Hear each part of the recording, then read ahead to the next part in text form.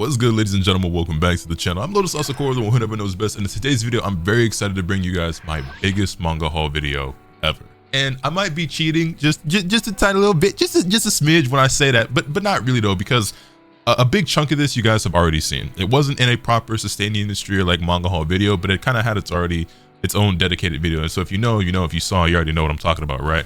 But even if we take that big chunk out of this, it's still the biggest haul video I've ever done, even excluding that one pretty big chunk. I want to say altogether it's about 195 volumes, and I figured it'd be more fun and more exciting to just throw it all in together for one big video, because I wanted to do it, you know what I'm saying? And if you don't like it, then that's tough, you feel me? But yeah, it's about 195 volumes plus a few magazines plus a Blu-ray that I figured I'd throw in that I recently bought that I'll show you guys as well. But with the addition of that brings my collection well over 900 volumes, and we're creeping pretty close to that 1,000 volume mark, which is not a goal or milestone I was ever like really hoping to achieve or like trying to hit someday. I was kind of always of the mindset that if it happens someday, then cool, like as long as it's organic, because I never wanted to build a big manga collection just for the sake of having one and just being able to like flex and showcase everything that I have.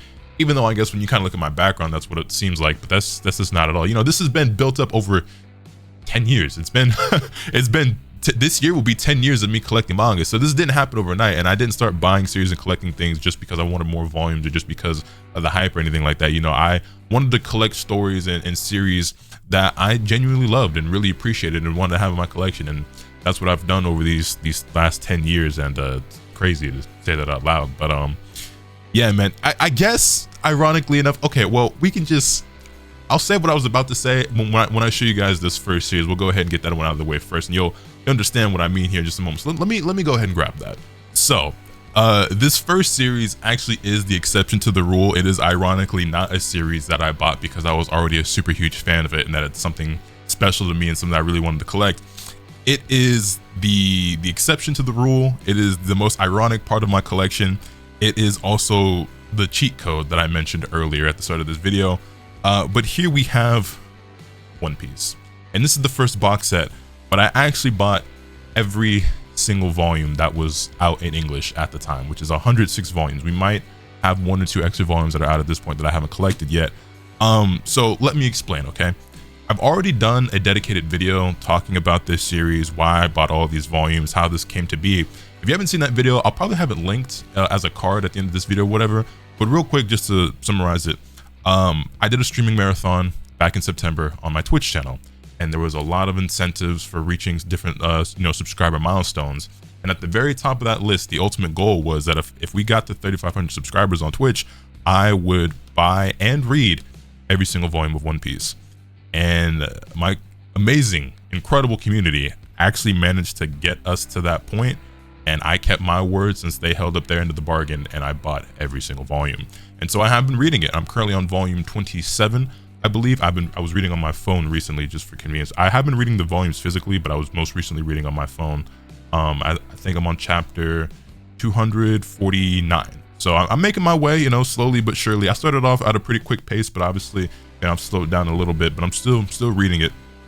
But yeah, I'm historically not a One Piece fan. I've never hated the series. I've just had beef with the fans because One Piece fans can often be so passionate and abrasive, and honestly, the majority of the toxicity that I've experienced online in the anime community has come from the One Piece fandom. We don't gotta get into that right now, though. Today's a positive video, and so here we have the first box set for One Piece. Now, I'm not gonna go through each and every single one of these volumes individually. I will crack open the boxes and show you the volumes inside. Like I said, I did a dedicated video where I think I showed every single volume one by one, so if you want to see that, feel free to go and watch that video. But for now, you're just going to get the little preview like that. But here is box set 1. I will crack these all open for you.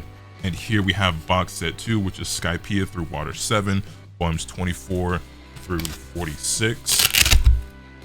So there we go. If you're curious as to my thoughts on this series so far, I have a thread on Twitter that I've been updating, although it's been a little minute since then, called #LotusReadsOnePiece. And it's alright. There's some moments that I think are, you know, enjoyable or whatnot. One Piece is definitely not my favorite series ever, but I know all the One Piece fans are just like, oh, just you wait. You gonna get to this part, or you gonna get to that part, and you gonna fall in love. And hey, for my sake, I hope I do, because reading 100+ volumes of a series and it not being one of your all-time favorite, low-key kind of crazy, but you know what? That's me and my community, I guess. Next, we have Thriller Bark Through New World, volumes 47 through through 70. There we go, right there. And yeah, it's even funnier because, again, not one of my favorite series, but the crazy part about this is that I'm sure there are super huge One Piece fans out there who don't have every volume. And beyond that, this is so much that it's probably going to have to take up an entire shelf by itself once I actually do get all this stuff shelved. I'm actually going to have to redo my whole background, by the way, because I'm going to have to get new shelves and everything for space reasons and constraints. But yeah, I'm probably going to have a dedicated One Piece shelf because 106 volumes, that's a lot. Anyway, and then here we have the final box set that is currently available. Box set volume 4, Dressrosa through the Reverie, volume 71 through 90. And you know, One Piece, very, very colorful series. That being said, I kind of think the spines that look the coolest are the darker ones, like the black and gray ones, and like I think the black and gold look kind of cool. But yeah, man, story is alright so far. Not my favorite thing I've ever read, but honestly, far from the worst series I've ever read. I definitely have some series that I think are a lot worse than One Piece, but that is a topic for another day. And then right here we have volumes 91 through 106, which were single volumes that I had to pick up because obviously there isn't a box set for these yet. But yeah, 106 volumes of One Piece, man. Insane. Absolutely insane. That's the only exception though. That's the only exception. Every other series in my collection means a lot to me, I promise. And honestly, you know what? That series will mean something to me as well, just because of like the support from the community. And you know, who knows, by the time I actually catch up to date, however long that might take, it could end up being one of my favorite series. I doubt it, but who knows? Next up, real quick, we just have a few things that I picked up while I was on vacation in Japan back in December. Again, I talked about these in my Japan haul video, but I figured I'd throw them in here as well because they are manga. First things first, we have this Japanese volume of Twin Star Exorcist, aka Sosei no Myoji, one of my all-time favorite series. You guys are familiar with this by now. This is the final volume in the series. It's not available in English yet, and you know, we'll get there eventually, but I saw this on the shelf at one of the Shonen Jump stores. I believe at the one in the Tokyo Skytree is where I picked this up. It was the only thing Twin Star they had in the entire store. It's the only thing Twin Star I saw at all in Japan, actually, now that I think about it. And I just had to have it. It was just, yeah, man. Twin Star, I enjoyed every single bit of it from beginning to end. It never fumbled, never faltered, in my opinion. I like it a lot. Yeah, this is an all-timer for me. It's not like in my like top 5, but probably somewhere in my top 10 favorite manga series of all time at this point. I think I can confidently say that. And with that having now ended, it's no longer my favorite ongoing series because it ended last year. So now my favorite ongoing manga, for those who are curious, is probably Blue Box, because I love Blue Box.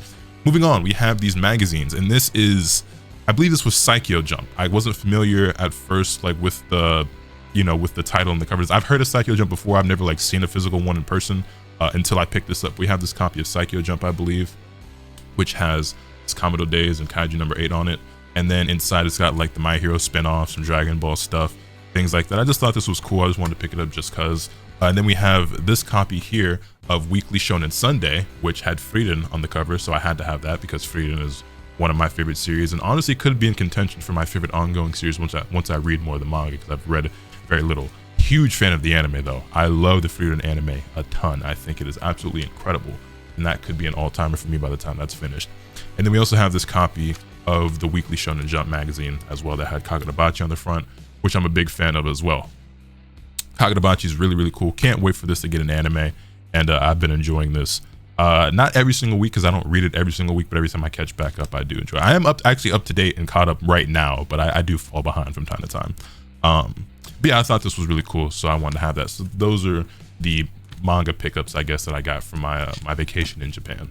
All right, next we're getting into all brand new stuff that hasn't been shown in a video before. Well, one of these kind of has been, but only if you've been paying close attention, because I've never like actually like showcased it, but it's kind of just always been there. But we'll get there when we get there. Like if you're a true keen-eyed individual, if you really got that hawk eye, you'll already probably notice what I'm talking about, because it's not where it has usually been. If you know, you know. If you know, you know. But before we get to that, let me just go ahead and reach over here and grab this, which is actually the Blu-ray I mentioned earlier that I picked up, and that is the Blu-ray for the first Slam Dunk movie.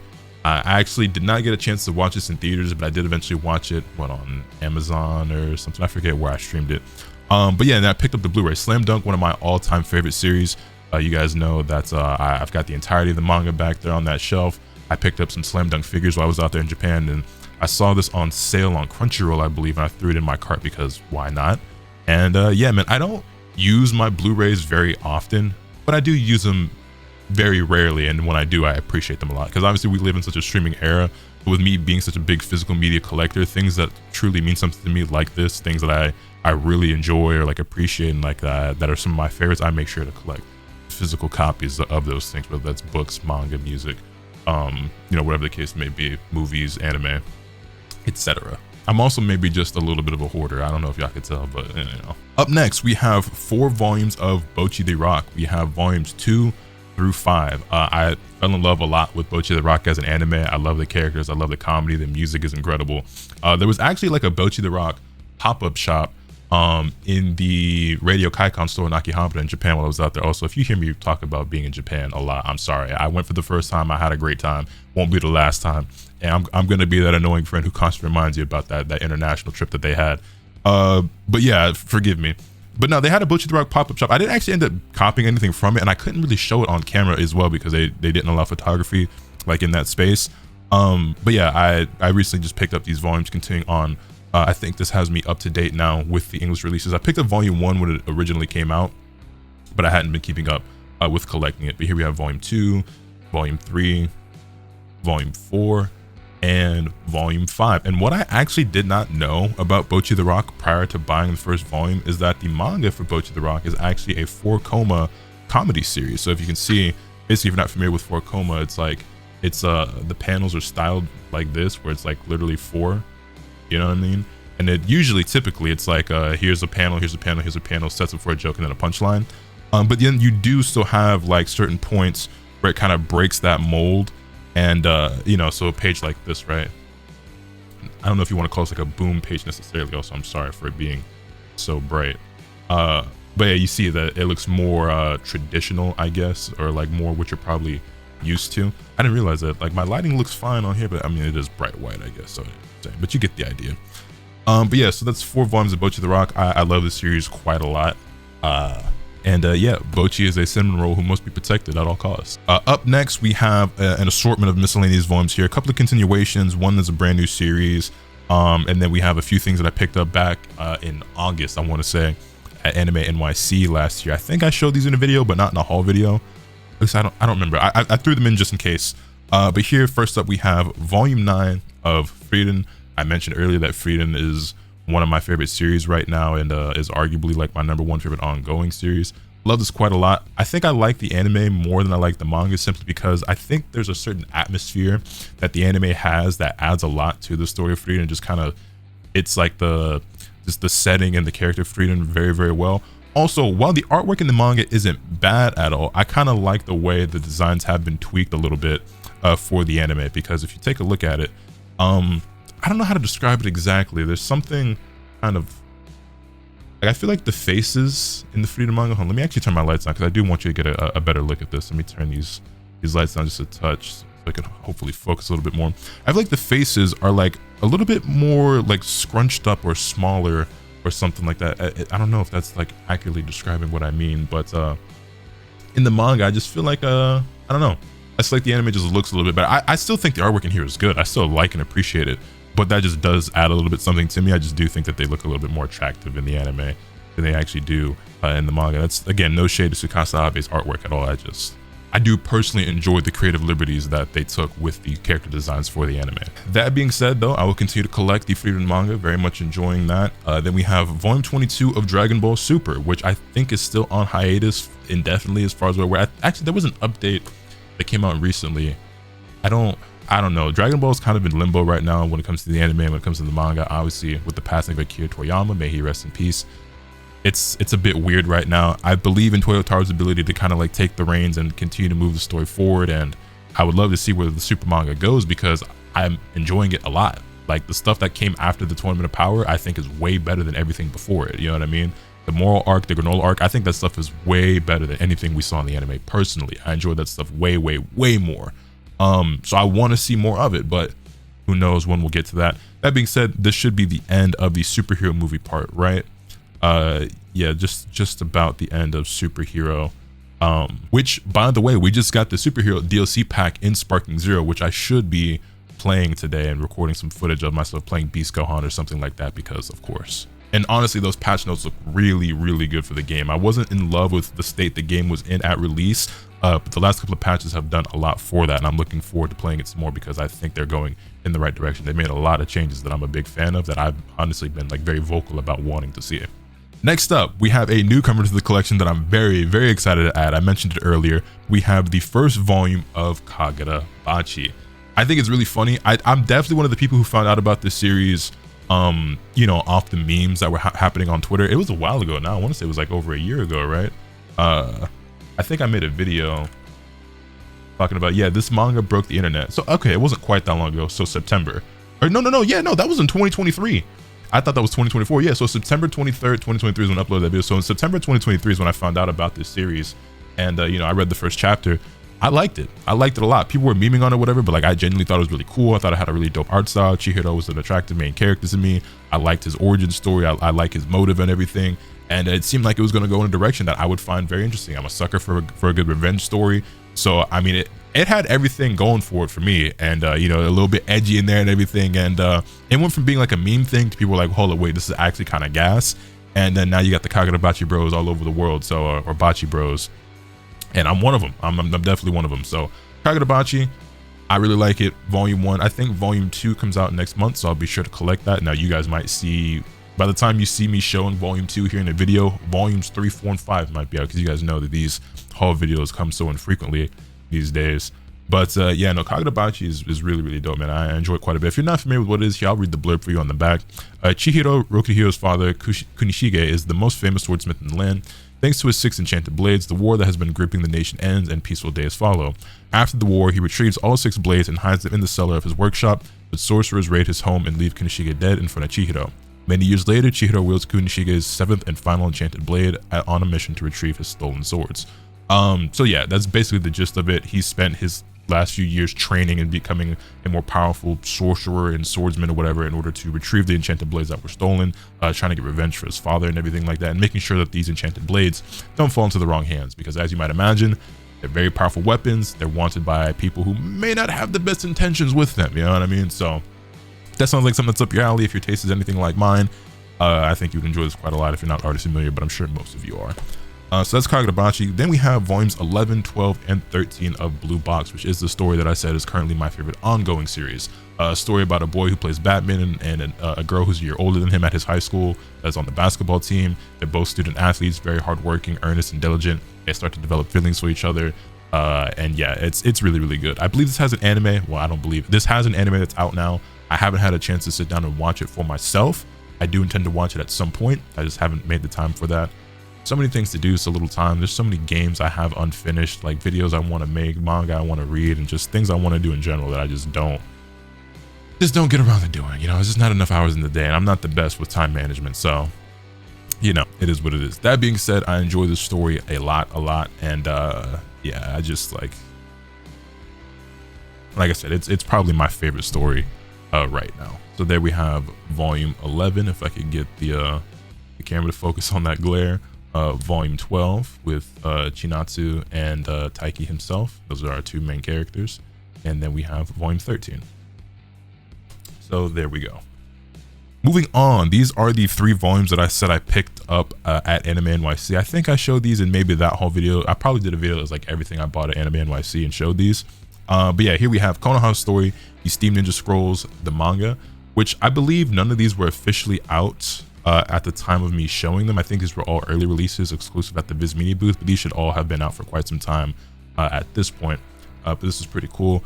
Then we have Sasuke's story, the Uchiha and the Heavenly Stardust, the manga as well. There we go, we have that. And then we have a special anniversary, 25th anniversary edition of Volume 1, which just has a special cover art. And then the back is a little bit different. The inside is still completely the same as the original manga, you know, intact with Kishimoto's original art style and everything like that. But you see on the front, you have Naruto, like Hokage, Naruto, and Boruto looking at basically the Volume 1 cover, the original Volume 1 cover. And then on the back, you have Shippuden and pre-time skip Naruto and the little 25th anniversary symbol there. So that's pretty cool. And then we have 2 volumes here of My Hero Academia, volumes 38 and volumes 39. A series that became weirdly polarizing, I feel like, in the anime manga community.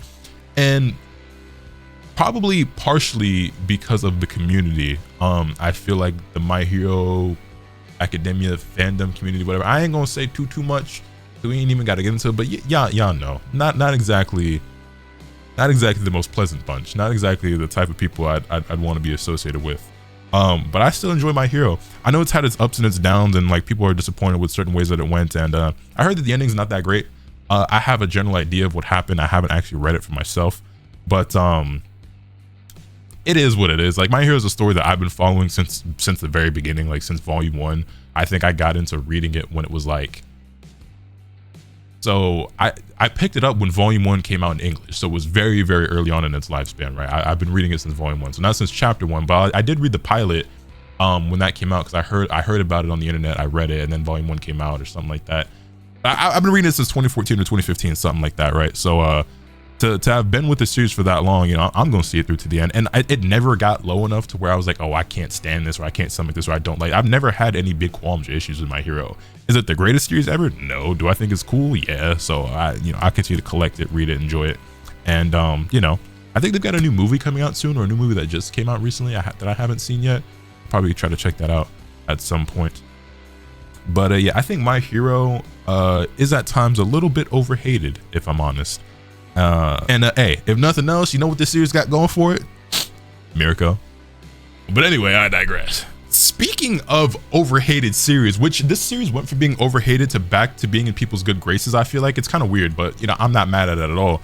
But we have a stack of volumes that finally completes my collection of Fire Force. So here we have volumes 23 through 34, which completes the entirety of the Fire Force manga.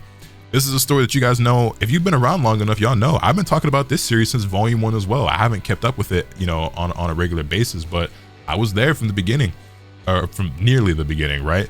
And I was enjoying the manga as it was coming out. When the anime got announced, I was extremely excited and hyped, and I thought it was going to be popular on the scale of like a My Hero or something like that, especially coming from, you know, the creator of Soul Eater, and Soul Eater's beloved by everybody and everything.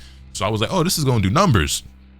And it's popular, it was successful, it kind of broke into the mainstream, but it got hated on a lot in a really weird way to me, because like the fan service, and like here's my thing, right? And I know I feel like I mention this every time we pick up some Fire Force volumes, every time Fire Force comes in the conversation, but I got to rant about this a little bit, ramble just a little bit, okay?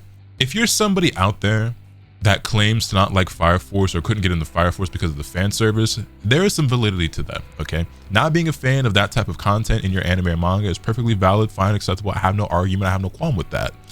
My issue comes from people who criticize Fire Force for its fan service, but then they like, frankly, anything in Shonen Jump, like even if it's My Hero or One Piece or anything, bro, fan service is caked all throughout all of these series. So why was it any different for Fire Force? I get it. There's like one dedicated character who has a couple of moments. There's honestly, there's one moment a lot earlier on in the series where it's like, okay, that kind of came at a time where it kind of took me out of the moment and it was just kind of intrusive. But other than that, it's kind of like, is this kind of like a little gimmicky thing? Like, bro, there are so many series that are littered with stuff like that, if not even more egregious and worse, and don't receive the same backlash or criticism or hate that Fire Force did. So I just find it kind of weird and hypocritical. That's just me though. That being said, people's tunes really changed when season 2 of the anime came out. I feel like season 1, even though I thought it was really good, a lot of people enjoyed it. A lot of people, you know, talked about the fan service and was like, oh, it's garbage. And then season 2 came out, and I feel like I only heard positive things since then, which I'm happy for it, because I love Fire Force. I want people to love and enjoy the story and enjoy the series. And I get it. Again, if fan service is a problem for you, that's perfectly valid. I just want to see some consistency. The hypocrisy was just kind of weird to me. So anyway, here we have volume 23 of Fire Force, with my boy Shinra on the front. And I remember the reason why I got into this series, like what kind of sold me on it initially. Well, there was multiple things. Like I picked up volume 1 and I thought it was, wait a minute, what? Okay, I don't know how well this is gonna show up on camera, but this is kind of weird. I've never seen something like this before. Volume 24 has a matte finish compared to the glossy finish that all the other volumes have. I'm gonna try to hold these up to the camera. I don't know if you're gonna really be able to tell the nah, you can definitely see. You see how like volume 23 is like way more reflective and like shiny, like it's glossy. Volume 24 is matte. You can honestly kind of tell as well, because like the red on the volume 24 seems like a little bit lighter because it's not That's weird. I've never seen that before. I wonder why that is. I wonder if there's any symbolism for that or any reason, or if there's just like a weird misprint or what. Because I know, I don't know. Anyway, going back to what I was saying. When I read Volume 1 of Fire Force, it had everything going for me. I liked the art design. I like the artwork and the character designs. Obviously, always a big, important factor for me in enjoying any manga series, as they're a very visual medium, right? So I enjoyed the artwork as I expected to, coming from Atsushi Oshikubo, who is the creator of Soul Eater. But also the character of Shinra, I related to on a very personal level, because Shinra's character, he has this like little quirk about him where when he's in like very tense situations, when he gets really nervous, he smiles, and it's gotten him into a lot of trouble. It's kind of like his origin story where he got branded as a devil because of this, and everything, and like his his mother dying and his brother dying and everything like that, and this fire, and what I'm saying. But basically what I'm trying to say is that when I was younger, I had that same like nervous tick or whatever, where when I was in trouble, like I would laugh and I would smile, like I would, you know what I mean? Like not to the extent that Shinra does, where I'm like, cheese taking up my whole face and I ain't got pointy teeth like he's got, but like I would like laugh and chuckle and like have a smile on my face, and it got me into trouble a decent amount as a kid. Like, oh, you think everything is a joke? You think everything is funny? It's like, no, I actually don't think anything about this is funny at all. But for some reason, I can't stop smiling and laughing. So it got me into a couple of little sticky situations growing up, and it's a habit like I think I've outgrown. Like it doesn't happen anymore as an adult. I think I outgrew that a long time ago. But just the fact that it was just something, it was just one of those weird things where like I related to that specific thing very personally, and so it just immediately got me attached to Shinra as a character. And then the more I read, and then when the anime came out, I was like, oh, I love everything about this, you know what I'm saying? So yeah, big fan of Fire Force, volumes 23 and 24. And then moving on, we have volume 25 with Miss Lucky Lecture herself, the bane of every, I guess, non-Fire Force fan's existence. And then we have volume 26, which is a little warped, but that's all right. It's no big deal. I think I can flatten that out. You probably can't even tell on camera. Volume 26, volume 27. Man, this is sick. This is a sick cover. I like this a lot. I like this quite a lot. I actually started rewatching season 1 of Fire Force, just kind of something on the side on one of my monitors as I've been working or doing other things, and watching it in the English dub, so that way I don't have to like give it my full focus or my full attention. But here we have volume 28, volume 29. But yeah, I'm enjoying it. I'm enjoying it quite a lot because I just think it's a really cool series. Then we have volume 30. I keep checking the front of the covers as if I can't count without seeing. And then we have volume 31. Oh, this one's upside down. Here we go, volume 31. Can't wants to go ahead and focus there. And volume 32, which just scared off a bunch of non-Fire Force fans. Because apparently Anime Titty has suddenly like terrified everybody and strikes fear in the hearts of anime fans. I don't know when we all became so prude, but you know what I'm saying. Anyway, last but not least, we have volume 34, which is crazy. It's wow. And that is all of Fire Force, but that is not all. We still have a decent chunk more to go through. Like I said, this is my biggest manga haul ever. We not finished. We not finished at all. Next, we have a series that I've actually been seeing get some hate recently on Twitter. It got hate when it came out, but it just randomly like came back up as like a topic of conversation recently, and people are talking about how bad it was. And I'm gonna say this before I show the series, okay? Anything bad or negative you have to say about this series, you're right. Any criticism you want to throw at it, you're right. At any label you want to give it, trash, garbage, rip off, great value, Evangelion, you're right. Listen, I'm not here to argue with you. I don't care. I like it anyway, okay? This is a series that, as it was coming out, I was infatuated. I thought this was so fire. I really liked it. I liked the homage. I feel like it was paying to Evangelion. You can look at it two ways, right? You can look at it as like it was heavily influenced by a series like Evangelion, and it had like this whole thing. I thought it was doing a really cool thing, and then it took a nosedive at a certain point. Yeah, you probably already know what I'm talking about. Darling in the Franxx, man. I picked up the manga for Darling in the Franxx. This was on sale for the entire bundle set, which is only like 8 volumes, for like $50 on Crunchyroll. I had been wanting to collect it for a minute, and I just never grabbed it. I hate that we got these little omnibuses, because y'all know I prefer single volumes way more, but it just is what it is. Yeah, I was actually looking at this on eBay, trying to find like a set for like a cheap price. And then I would happen to stumble on Crunchyroll and saw it was on sale for like $50 for the whole set, so I picked it up. But I've been wanting to grab this for a minute because I like Darling in the Franxx. 02 is like one of my favorite characters. You see I have that big poster back there that's actually the volume 1 cover. And look, like I said, I'm not here to defend this series. I'm not here to convince you that this is actually some sort of hidden gem or the symbolism in it or like the theme or look, no, I thought it had a good thing going. I liked where I thought where the writing was going, like what it was doing. Was it like the most profound shit ever? No. Like, was it definitely like, you know, being sold a lot or like, you know, being like pushed or like sold because of like the etchiness of it? Yeah, like I genuinely had some things that I would have defended and that I liked and whatever, but like once you get to like episode 16, I think it is, where like that big turning point is, I'm like, yo, I don't even really know what the fuck we doing anymore. And it's funny too, because when the Darling in the Franxx anime was coming out, I was watching it on a weekly basis, and y'all know how it goes, especially with me, but you guys can all relate to this. You're reading a weekly series or watching a weekly series, and then just like at some point you just happen by chance, like I just didn't catch the episode today, I'll catch it later on or tomorrow, whatever. And then like, you know, weeks go by and months go by, next thing you know, it's been a long time since you watched that series. Like the series is over and you ain't even finished watching it, you know what I mean? So that happened to me with Darling in the Franxx. I was watching it every week. I was genuinely enjoying it. I was like, okay, I really like the character in 02. Hiro is interesting. I want to see like, you know, the decisions he's making and like his backstory and everything, and like where this is all going. I liked what it was doing in reference to Evangelion. I liked the message behind what was going on and everything. Like again, it was kind of, you know, guilty pleasure still slop, because it's like, okay, this is just ecchi Evangelion, which Evangelion got some crazy shit in it too, by the way. Some really weird, we all remember the scene in the hospital with shit. Okay, yeah, okay, just again, I keep referencing Evangelion. This don't come close to that, obviously, as a series or in terms of like its status or how iconic it is, its influence, its impact, anything like that, right? Again, anything you negative you gonna say about the series, I'm ahead of you, okay? It's cool, it's fine. But I really liked it, and I was watching it every week. And then I got up to episode 15, and then episode 16 came out, and I hit that point where I was like, I just didn't watch it that day. You know what I mean? I just, for whatever reason, I just didn't watch the new episode.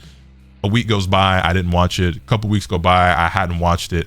For whatever reason, just no real reason, I just randomly fell off. And then I was hearing all about how bad episode 16 was and how the story was like going downhill and everything. And then, you know, there were people who didn't like it from the beginning, but I was even hearing from people who like did enjoy it. That was like, yo, what the hell happened? And, you know, like months later, like months, maybe even like a year down the line, I finally went back and watched it. And I was like, damn, bro, like what happened? Like really fell off for real, for real. That being said, I still like it. Like, yeah, it's definitely like everything people say about like it taking that massive nosedive, which is saying a lot if you already thought it was bad in the first place. But from episode 16 onward, yeah, it just takes this really weird turn, and I don't really know what the hell happened. But guilty pleasure of mine, I guess, even though I'm not guilty, like I'm not sorry about it. I still enjoy it. I still wanted to have it. Like I said, I still have a bunch of 02 merch. I have this 02 skate deck on my wall. I have the 02 poster. I have her Nendoroid and stuff. Then now I have the entirety of the Darling in the Franxx manga, which is volumes 1 through 8, and like these, they come in these 2-in-1. So here you have volume 1 and 2, and they come plastic wrapped as well, because there is obviously some explicit content in here. I don't know how explicit the manga gets. It might be even crazier than what the anime gets. I don't really know, because I haven't read it before. And then here we have volumes, whoops, that's not 3 and 4, that's 7 and 8. Here we have volume 3 and 4. So there's that. You have the back. Probably should have taken these out of the plastic in order to reduce that glare. But yeah, for whatever reason, volume 5 and 6 isn't plastic wrapped. Don't know why. I guess it doesn't really matter to me personally, but just kind of weird. Hey, yo, camera, do me a favor. There we go. Volume 5 and 6.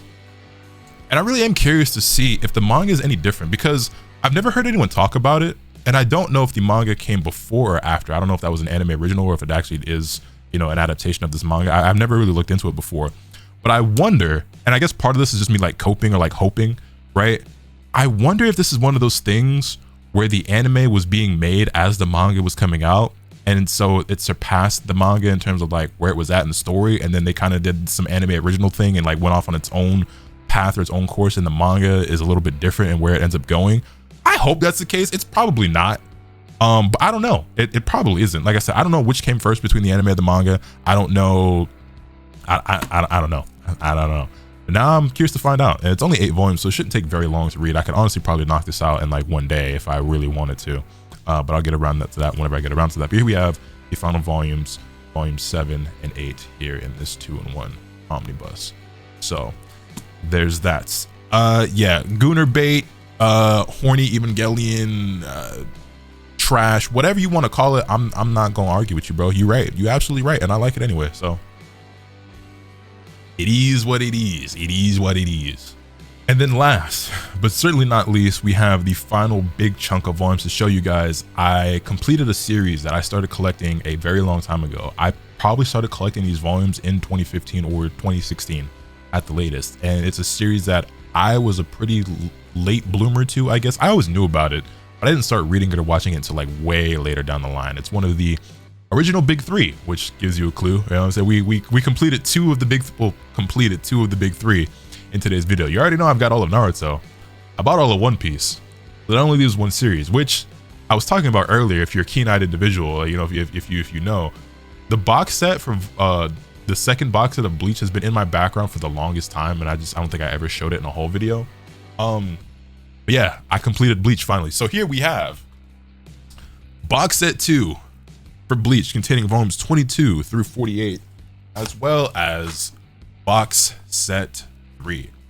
Finally, after almost a decade, I have bought every volume of Bleach. It took a little longer than I thought it was going to, but yeah, what I will say, only like slightly unfortunate thing, it really doesn't matter that much, is that box set 2 contains volumes 22 through 48. I already own volumes 1 through 24. I think I got those volumes for like a super crazy cheap price off eBay all those years ago. If you go back and find that whole video, I'll probably tell you exactly where I got it. I don't remember for sure, but I want to say I picked those up like dirt cheap off eBay. And you know, so I just have duplicates of 3 of the volumes. I'll probably just give them away to like Goodwill or donate them or something. I don't know, take them to like a used bookstore. Maybe some random kid will pick it up and, you know what I'm saying, whatever. But yeah, man, we completed Bleach. So let's go ahead and crack this open. I've already gone ahead and taken the plastic off of these. Do I want to go through and show every volume individually? I guess I do, because I haven't done that before for these, and I did it for everything else. Only reason I didn't do it for One Piece is because those already had their own dedicated video. But yeah, man, Bleach Rebirth of Souls is on the horizon, 2 months away from that game being released. I actually just uploaded a video before this recording of me talking about, you know, the last 3 character traits we got for Sapporo, Sajin, and Shunsui, as well as a 1000 Year Blood War anime is on and popping. People are loving it. Piero's been knocking it out of the park. Honestly, one of their best adaptations ever. Is Bleach 1000 Year Blood War one of the best anime Studio Pierrot has ever done? You know what I'm saying? Outside of Yu Yu Hakusho, of course, you know what I'm saying? Anyway, go ahead and crack this open. Oh yeah. Oh yeah. Yeah, man, I don't know why. Like, so I didn't get into Bleach as a kid. Not that like I saw it and didn't like it, but I somehow like kind of just like overlooked it, or just kind of, you know, I knew about One Piece. I didn't like it. I knew about Naruto. I loved it. Bleach I didn't get into until I was a teenager. And you know, I was much further along like in my life and like, I guess, anime / manga career, for lack of a better word, before I actually really sunk my teeth into Bleach. But I loved it. And Bleach is a series that I feel like, even though I really like it and I really enjoy it and I really appreciate it, and I think it's great, this is one of those series that I feel like if I had gotten into it, you know, when I was younger, like at the same time I got into Naruto, this would probably be one of my favorite series. Like I could see myself being like a lot more invested into this and attached to this, like having a certain level of nostalgia and like sentimental value for it or in it or whatever, if I had gotten into this when I was like much younger and like, you know, first getting into anime and manga and stuff. I still really like it. It's just probably not like a top 10 for me, but it probably would have been, because you know, getting into something early on, especially like whether it's when the series first starts or when you're first getting into like that medium, I feel like that plays a big factor in what ends up becoming some of your favorites. Not to say that other things can't come along and top that, because I definitely have series in my top 10 anime and top 10 manga that I didn't find out about when I was 12, right? Like I found them out when I was older. But Bleach is one of those series that like I think would have been up there even higher for me if I had gotten into it, you know, as an adolescent. That being said, let me go ahead and I guess take these volumes out and show you. I'm sure a lot of you guys have seen these before, but screw it.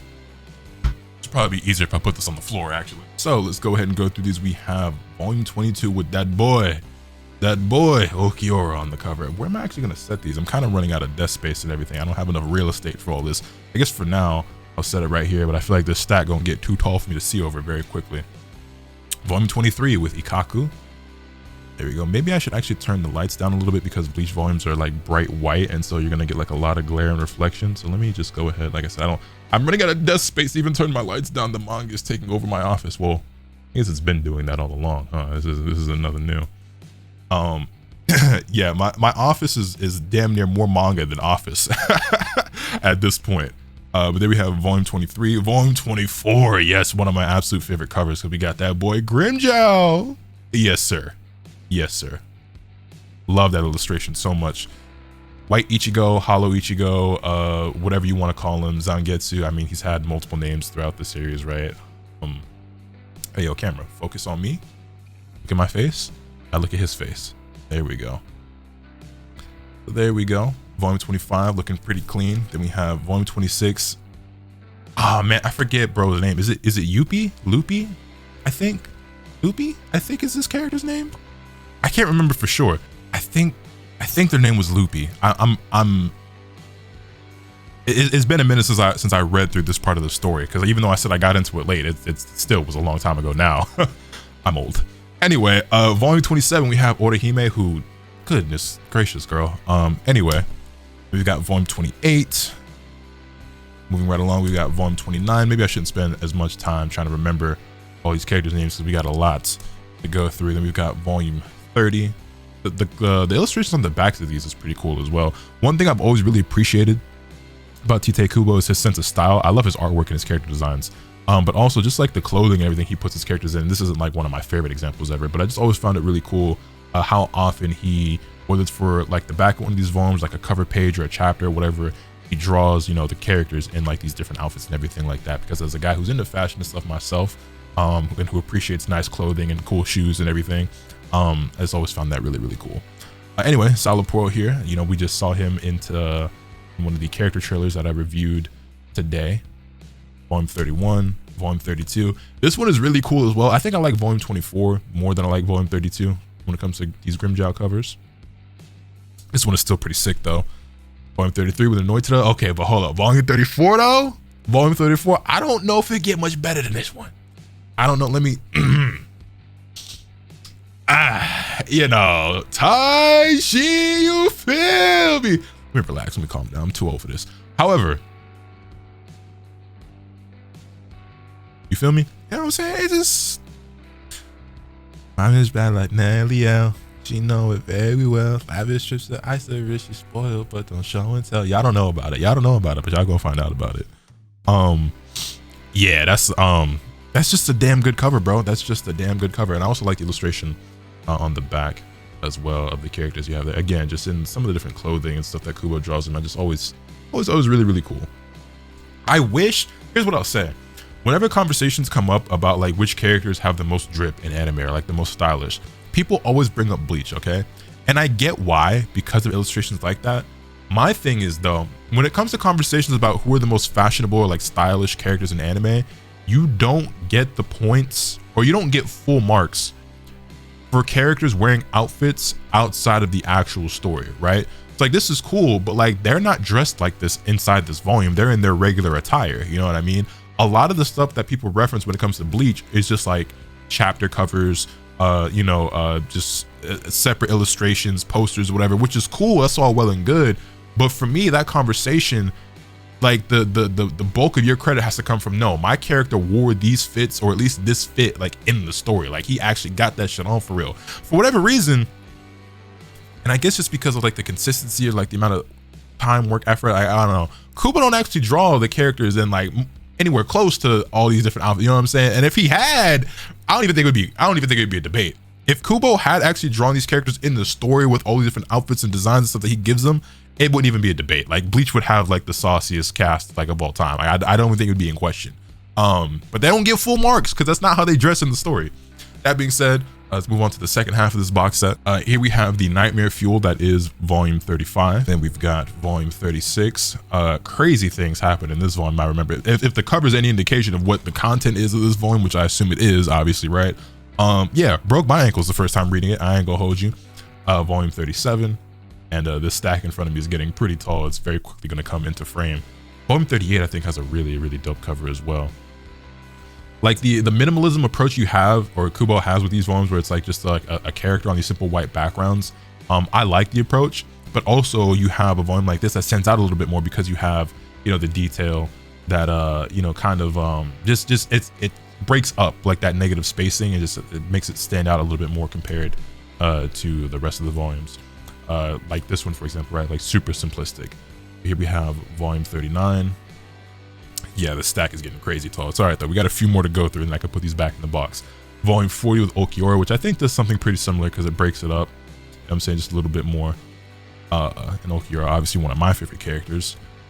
Then we've got volume 41. You see the stack creep, but I'm taller and taller. Then we've got, well, damn, volume 42 with Haribel. Yeah, that's wow, what a cover. Oh, whoa there, boy, don't go there, boy. If you cross that line, you might overload. I swear these lights, I like you talking to me, but I can't read Morse code. Anyway, my fault. Anyway, volume 43. How many of y'all actually, I feel like a lot of my audience is probably like super young.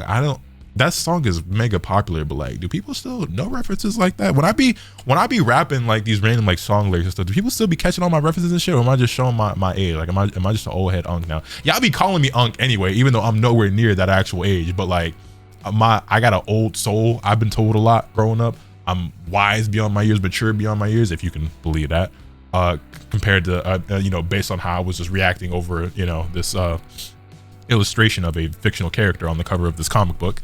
But in all seriousness, I definitely think people think I'm probably a lot older than I actually am, but you know, it is what it is.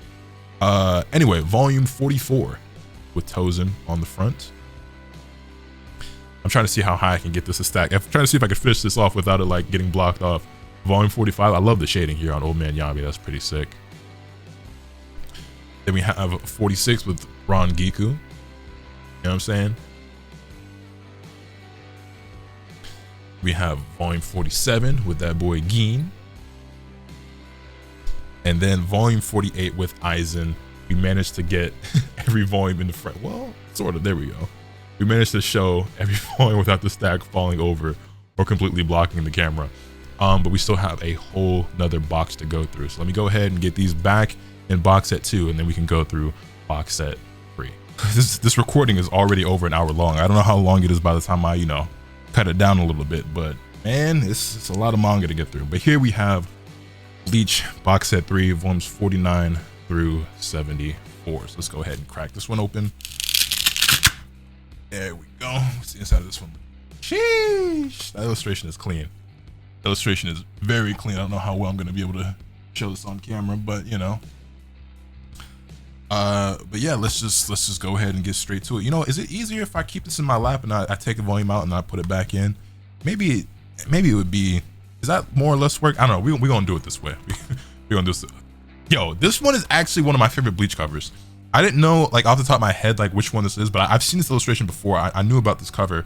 This illustration of Ichigo, one of my all-time favorites. We were just having that conversation about, like, you know, Kubo drawing characters in different outfits and everything like that. And, you know, it's normally just, like, for manga covers or, like, chapter covers or, like, random illustrations, whatever. This coat Ichigo got on is so gas, bro. This cover is one of my favorites in all of Bleach. This is one of my favorite Ichigo illustrations ever. This is, yo, camera. Focus on my face. Now focus on his face. There we go. This is one of my favorite Ichigo illustrations ever, and one of my favorite like manga covers. This is, yeah, it's just so crazy, bro. It's just so crazy. And then here we have volume 50. Getting into the full bring arc here, we have Riruka on the back of it actually, who, you know, I could rock with. I think her face looks a little off in this. Well, no, is it her face? Nah, I'm just tripping. She looks normal. She looks perfectly fine. Then we have volume 51. I don't know if the method I'm doing now with actually Riruka on the cover is better or worse than what I was doing before, but we're gonna keep it going like this. I like this one quite a bit. Then we have volume 52.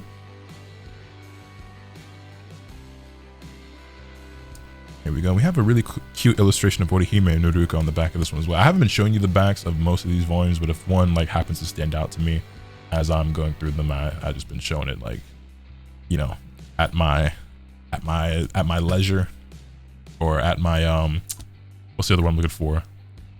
Discretion, I think. Oh man, I forget bro's name. But he's the one who has the power where it's like he controls everything with like that little PSP. Like he straight up has a PSP. And he can, like, you know, put you into the PSP and like put you in like these separate like chat rooms or whatever. I remember like his ability and everything that he does. I can't remember bro's name though. But I remember he just straight up like has a PSP. He's also like, I remember his backstory too. Like he's an orphan, like his parents died or whatever, and they left behind like millions of dollars. So he's rich, and he's like the treasurer, like the financier of like, you know, of the Fullbringers and everything like that. So he's the one who like funds everything. He's like, every time some shit breaks, like, hey, I don't know who's gonna have to pay for it. You know what I mean? And yeah, I remember everything about bro except his name, which was really weird. Here we have volume 54. Really dope Rukia illustration. You know, I feel like Rukia isn't featured on the cover of Bleach as often as you would probably expect for how important of a character she is. Volume 55, getting into that territory, you know what I'm saying? Yo, how come, why does it keep wanting to focus on the background instead of, is it I wonder if by chance it's focusing on the reflect. Nah, that wouldn't make sense. I was gonna say if it's focusing on the reflection, like in the covers off the glare, but nah, that wouldn't make sense. Then we have volume 56. Not exactly my favorite cover, but you know, it's alright. Then we have 57. Like this one a lot more. Shout out that boy. Volume 58. And I'm not gonna lie, man. Would y'all, assuming that what the fight I think happens in this volume is what happens in this volume, would y'all call it like one of the biggest disappointments in the series? Cause it was cool, but also like, really, bro, like that's it type, you know what I'm saying? Like I don't know. Maybe I need to put more respect on old man Yami. However, shorty right here though, volume 59. Yeah. There we go.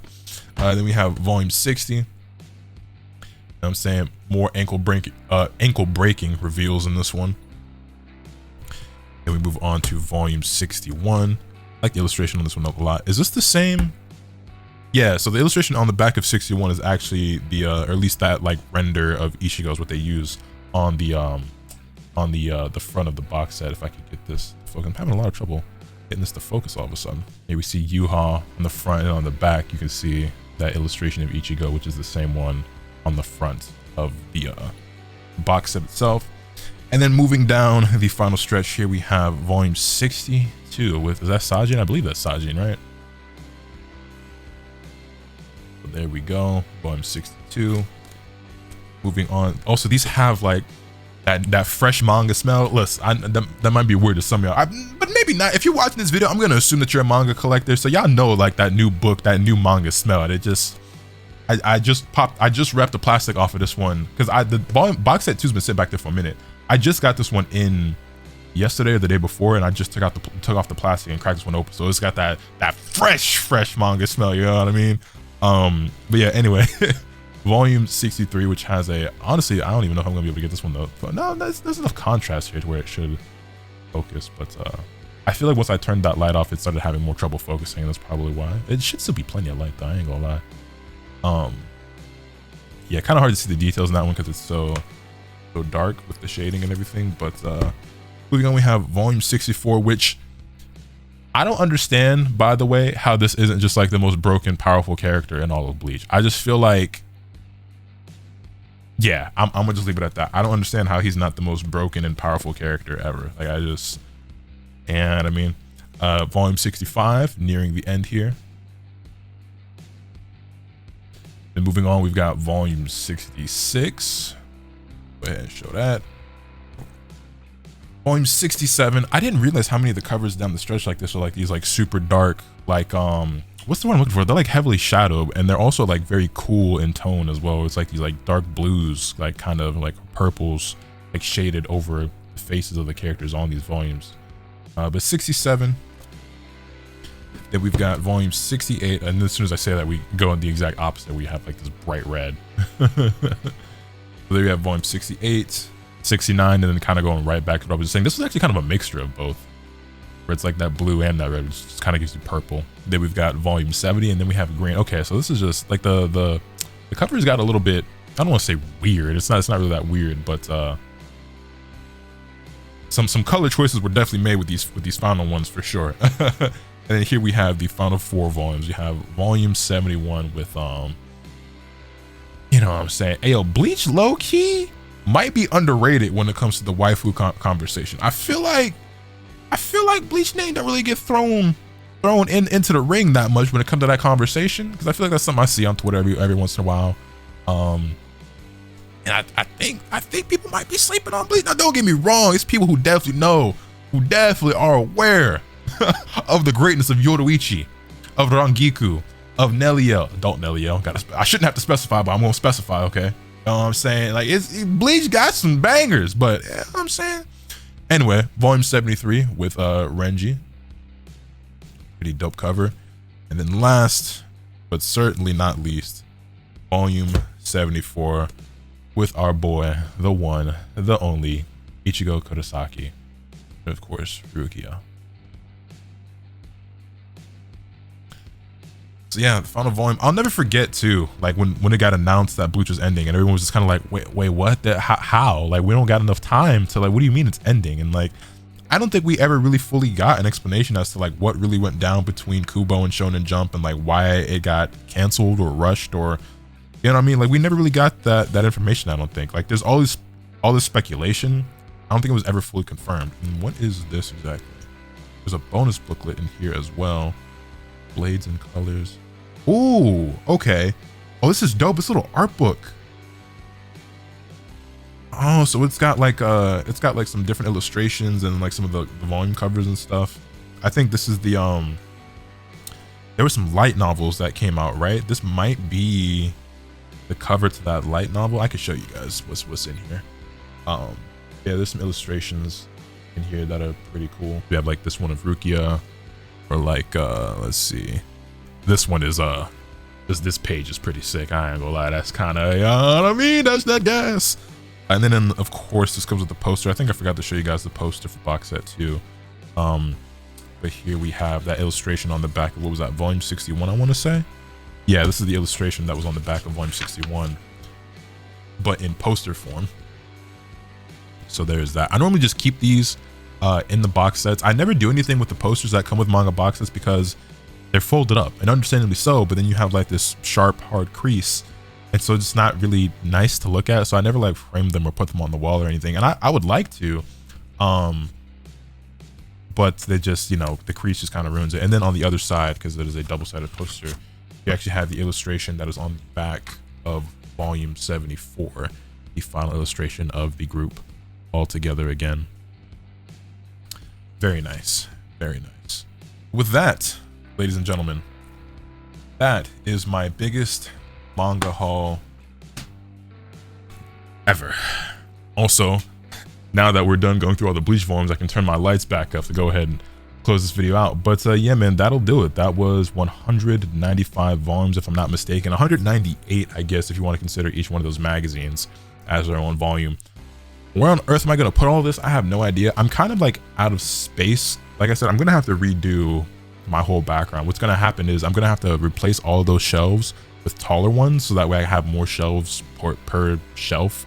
I can fit more manga for each one, and then I'll have the space that I need. And I'll probably buy more of those like display cases for my sneakers and put more of those in there as well, and put those on the sides and stuff. But that also means I'm gonna have to take down all those skate decks and all those posters and everything. It's gonna be a lot of work. You know, it took a lot of work to get to this point, and I'm gonna have to redo the whole thing, so I'm not looking forward to that. So I'm probably just gonna let a lot of this stuff just sit around for the time being, because I can't be asked. Also, it's not gonna be cheap to do that either. And I just, you know, spending the money to get the items is one thing. Spending the money to properly store the items is another thing entirely. You know what I mean? You know what I mean? But yeah, man, we gotta be somewhere around like 950 volumes of manga in the collection by this point, and it's crazy, man. It's crazy.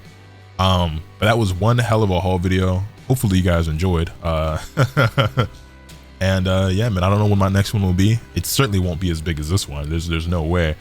But that was my biggest manga haul video ever. Let me know what you guys think. What have you picked up recently? What are you looking forward to picking up? What manga have you been collecting or reading as of late? And yeah, man, let me know your thoughts in the comment section down below. Hit this video with a like if you enjoyed. Subscribe if you haven't already so you can stay tuned for all the awesome content when I bring you. And with all it being said, that's pretty much all I have for today. And remember, nothing can happen until you swing the bat. Later.